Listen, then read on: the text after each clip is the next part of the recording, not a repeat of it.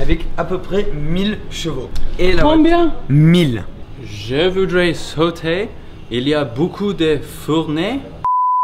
Salut la femme. Oula. C'était le Grand Prix hier.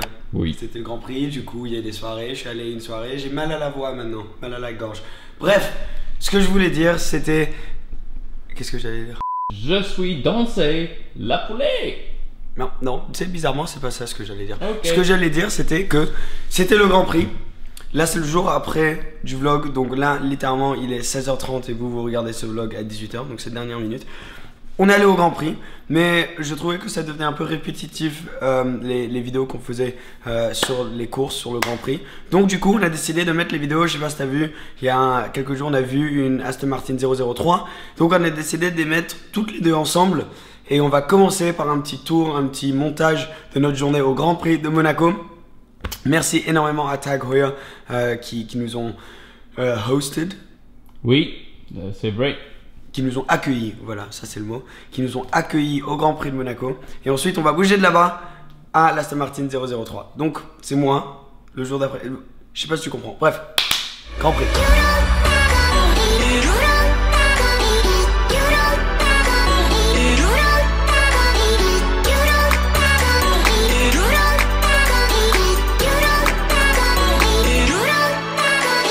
Ok, alors bienvenue à la pit lane encore. Il y a beaucoup de monde, il y a énormément de monde même.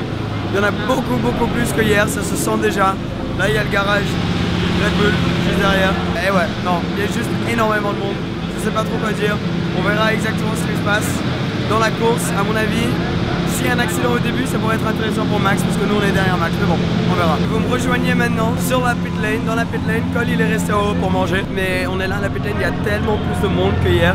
C'est un truc de fou. Là je suis sorti un peu de où il y avait le plus de monde. Mais c'est un truc de malade.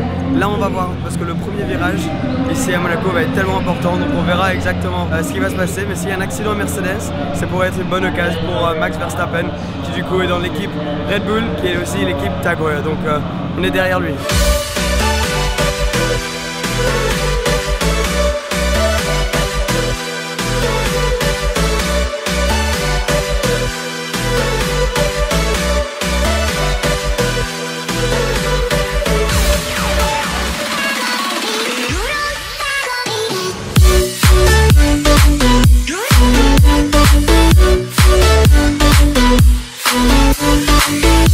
J'espère que tu as aimé le petit montage, c'était un Grand Prix assez intéressant. C'était triste pour Leclerc, Hamilton était très fort mais Max aussi était très impressionnant. Je suis sûr que tu as vu la course peut-être si tu connais ou si tu aimes bien la Formule 1. Mais maintenant c'est l'heure de la 003.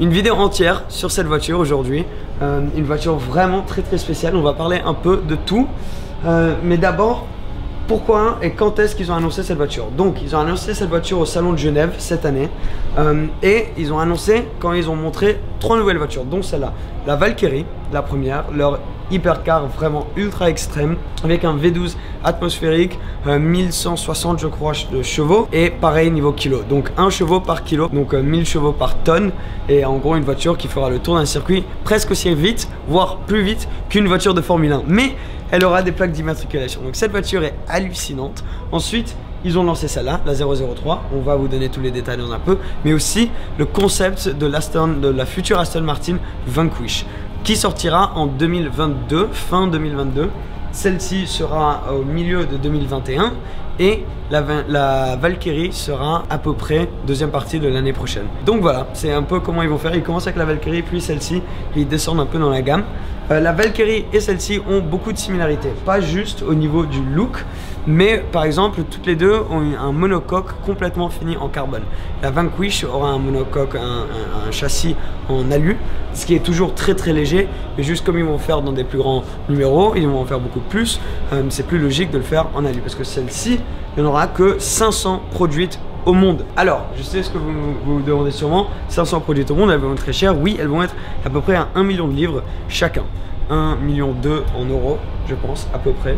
Et c'est une voiture juste incroyable. Donc on va commencer devant au niveau des designs et finir complètement à l'arrière. Donc en commençant, celle-ci déjà dans une couleur magnifique, blanc perle un peu. Là niveau lumière c'est un peu difficile de filmer une vidéo parfaite, mais on fait ce qu'on peut. Première chose, regarde là, le logo Aston Martin c'est un sticker, c'est pas un vrai logo, et ça c'est juste pour sauver du poids au niveau de l'avant, pour avoir 50-50 au niveau du poids vers l'arrière et l'avant. Il y a des entrées d'air ici comme les anciennes LMP1, toujours les LMP1 qu'on voit aujourd'hui même. Et vraiment cette voiture, c'est une voiture de LMP1 en gros que tu peux conduire sur les routes. Elle sera à peu près, tu vois, au niveau la Ferrari, quelque chose comme ça, juste au niveau du prix, mais aussi au niveau performance, voire elle va être plus rapide je pense, parce qu'elle aura 750 chevaux par tonne, ce qui est énorme. Donc complètement tout fini en carbone. Je crois que tu as ton Instagram story qui fait du bruit dans ta J'arrête pas d'entendre ta voix, regarde. Oh, regarde. Je suis très Il y a sa story désolé. qui est en train de faire du bruit dans sa poche. Ok, on éteint, voilà, c'est bon. Désolé. Ça va, Cole? Oui, ça va, et toi? Comme si, comme ça, là. Super, ça fait plaisir de te voir. Merci. Comme tu peux voir tout en carbone ici, l'air va rentrer ici pour ensuite aller vers une entrée d'air là-bas pour refroidir les freins et envoyer de l'air froid au moteur aussi. Donc toutes ces lamelles là en carbone, je sais pas si vous pouvez voir, le design est juste incroyable. C'est comme une Formule 1, il y a plein de niveaux différents au splitter avant. Même ici tu vois, pour amener l'air et le repousser en dessous des pneus pour essayer d'éviter trop... bah tiens, oui. Trop d'air turbulent dans les roues ici. Donc tu peux voir aussi que c'est très proche, il n'y a pas de grosse distance entre la carrosserie et le pneu. C'est des pneus énormes, des jantes que tu lock au milieu, center lock wheels comme on dit. Magnifique au niveau du design aussi sur des Michelin. Il y a plein d'entrées d'air ici par exemple. Les phares avant sont tout petits mais très très beaux. Un de mes trucs préférés, c'est le design des portes. Oui, ça semble peut-être être quelque chose d'un petit peu bizarre, mais le design des portes est juste magnifique. Les détails, comme par exemple cette lamelle ici, pour envoyer de l'air à l'arrière dans la bouche d'air ici, l'entrée d'air là-bas. Et le design de la porte est juste hallucinant. Il y a tellement de niveaux différents, il faut que tu viennes plus de ce côté pour le voir. Regarde ça. De partout, il y a juste des tournants, c'est rien n'est simple dans cette voiture au niveau du design et juste la manière qu'ils ont tout mis ensemble et qu'ils ont fait ça avec du carbone, c'est hallucinant. Ça c'est une voiture pré-production, donc ça sera pas 100% la version finale mais très très proche, ils disent genre 98%. Donc ça sera en gros exactement pareil. Il n'y a pas de rétro, il y a juste des petites caméras là, je sais pas si vous arrivez à voir, mais des petites caméras qui viendront sur le tableau de bord. Voilà, tableau de bord pour que tu puisses voir. Donc ouais, après pareil, une autre lamelle en carbone ici, je sais pas si tu vois, c'est vraiment juste tellement beau. Alors, on arrive à l'intérieur maintenant. À l'intérieur, si je me mets comme ça, tu pourras voir, tu vois déjà qu'il y a un volant de Formule 1, en gros, fini en cuir à l'Aston Martin, un volant de Formule 1 où tu as tous tes boutons pour aller en drive, reverse, etc. Là, c'est où tu choisiras, je pense, au niveau de ta conduite, tu vois, ton mode de conduite, aussi ta traction, ton niveau de traction que tu auras. Tu auras aussi tes vitesses, etc. Tout sur cet écran ici. Tes clignotants sont là. Des grosses palettes, bien sûr, elle sera à double embrayage cette voiture. Et ton tableau de bord, tout petit ici, on dirait limite un rétroviseur. Mais très très beau, très fin, très simple le design. Tu verras qu'il n'y a pas il n'y a pas de tableau de bord ici au milieu, donc tu as juste un iPhone ou un smartphone que tu mettrais ici avec une app et c'est là que tu auras toutes tes informations. Donc au lieu d'avoir plein de boutons ou d'écrans qui quand même pèsent beaucoup, ils ont juste dit on met un truc pour mettre un iPhone et après on mettrait une app. C'est la première fois que j'ai vu ça, en soi c'est intelligent et c'était un bon choix. Tu peux voir ici aussi toute la monocoque en carbone, magnifique. Il y a aussi les sièges qui sont fixés à la monocoque. Donc t'imagines les vibrations que tu sentiras à travers le siège. Tu ne peux pas bouger les sièges, ils sont fixés. Tu bouges juste le volant et les pédales vers toi, un peu comme dans une LaFerrari. Au milieu, tu as ton frein à main et tes clignotants hazard lights ici au milieu. Et juste un petit endroit pour pouvoir mettre ton iPhone. Mais sinon, en gros, tu es allongé. Je sais pas ce que ça s'appelle ce matériel là, mais ça a l'air très léger aussi. Et juste au niveau du design, c'est magnifique. Ça sera un écran aussi, parce que t'as pas de t'as pas de fenêtre là derrière pour voir. Donc t'as rien, mais ça t'amène au moteur. Alors le moteur, un V6 hybride, elle aura celle-ci avec à peu près 1000 chevaux. Et Combien? 1000. Oh, 1000. là. Ça fait beaucoup de chevaux, hein, beaucoup de poneys. C'est une grande carotte. C'est pas une carotte, c'est une voiture, mais ok. Et oui, donc on voit que ça continue. Par exemple, là, tu as une autre entrée d'air ici, toute finie en carbone. T'as, je pense que ça doit être la lumière là pour quand tu te mets en marche arrière, peut-être. Ici, ce qui est tellement stylé, t'imagines ça quand ça s'allume. Et les échappements qui sortent ici, ça, ils sont pas sûrs s'ils vont pouvoir le garder ou pas, parce que ça dépend quand ils mettent le moteur. Celle-ci, elle a pas un moteur à l'intérieur. Quand ils mettent le moteur et qu'ils développent le moteur, s'ils vont garder les pots d'échappement là. Après, bon, il y a plein de détails pour aérodynamique sur la voiture, dont cet aileron arrière, qui est dans un nouveau matériel qui vient de la NASA. C'est ce qu'ils utilisaient dans des spaceships. Et en gros, ce truc en carbone peut se plier. Donc au lieu de juste monter comme un truc d'un coup comme ça, comme sur la plupart des voitures, ça peut se plier littéralement, l'arrière peut se plier pour monter. Ce qui est hallucinant parce que surtout tu peux plier ce côté dans un sens et l'autre côté dans l'autre sens si tu as envie d'avoir plus de grip sur le pneu arrière gauche par exemple. Ça c'est de la technologie que je n'ai jamais vue sur une autre voiture et ça montre un peu à quel point ils sont focus sur le circuit avec la 003. Alors là on arrive à la bête, le diffuseur. Le plus grand diffuseur de n'importe quelle voiture que j'ai vu avant. C'est hallucinant qu'ils aient fait ça tout d'un morceau de carbone. Juste la sculpture, c'est une œuvre d'art ce diffuseur. Moi je pourrais facilement rentrer en dessous. Genre regarde, tu vois la taille du truc, c'est un diffuseur où moi je pourrais littéralement dormir en dessous. Et c'est juste non seulement magnifique, mais le grip que ça va donner, le downforce que ça va donner, va juste être hallucinant. Là tu as des lumières aussi qui seront là comme dans les voitures de Formule 1. Et tu peux voir les pneus arrière gigantesques aussi. C'est vraiment incroyable, hein. Voyons voir ce que Cole en pense. T'en penses quoi de cette voiture? Grande pneu. Je voudrais sauter. Il y a beaucoup de fournées.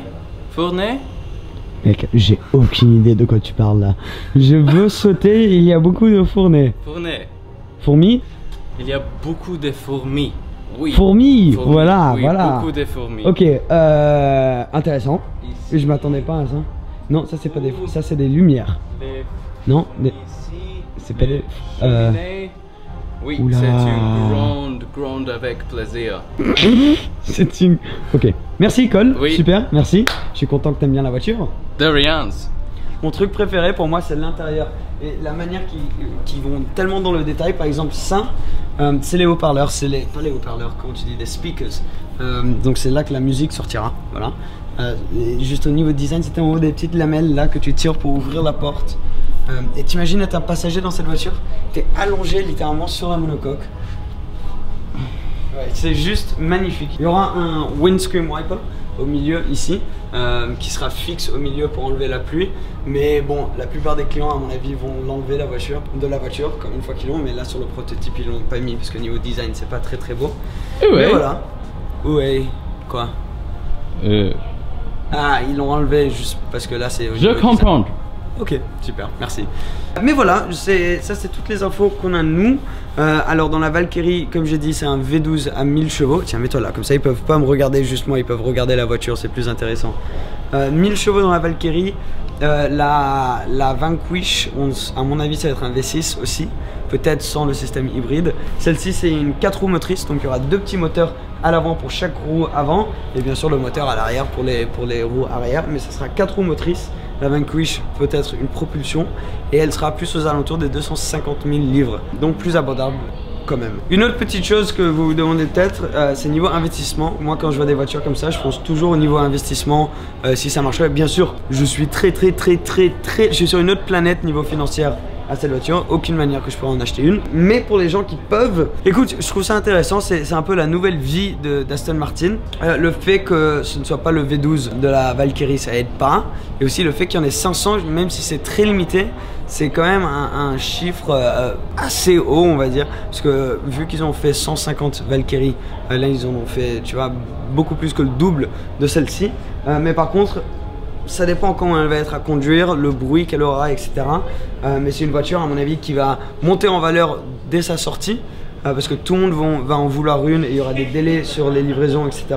Mais après, une fois qu'elles sont sorties, 2-3 ans plus tard, je pense qu'elles vont redescendre, elles vont rester à peu près autour des 1 million, quelque chose comme ça. Ça, c'est moi, mon ressenti. Donc voilà, une vidéo entière sur une 003 un peu différente, mais c'est une voiture tellement spéciale, il n'y a pas vraiment beaucoup d'informations dessus sur YouTube, donc on s'est dit pourquoi pas faire une vidéo dédiée à cette voiture, parce que c'est vraiment une bête incroyable et on a de la chance nous d'être ici et de pouvoir la voir, et j'espère que ça t'a donné des infos et que tu as appris un peu sur la voiture. Je suis sûr que le point de vue de Cole vous a énormément aidé pour ça. Mais voilà, abonne-toi si tu veux plus d'updates comme ça sur des voitures un peu rares. C'est parti la famille, merci d'être là comme toujours, à très bientôt, ciao ciao.